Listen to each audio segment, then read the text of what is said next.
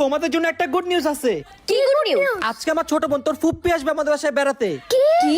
মা ফুপ্পি আইতাছে। আরে বাবা, মা মোনাস আগের বার কি করছিল?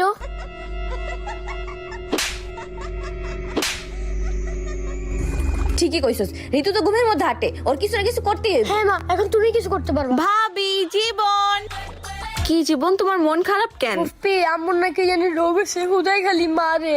দেখ পাগল হয়ে গেছিস, আমি ভাবির সাথে দেখা করে আসি। ভাবি, ভাবি তুমি আমাকে মারলা?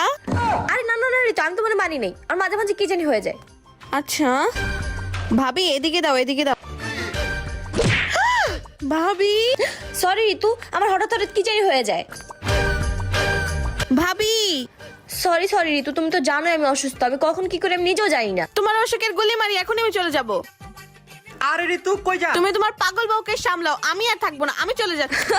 ও মা, তুমি তো সেই করলা।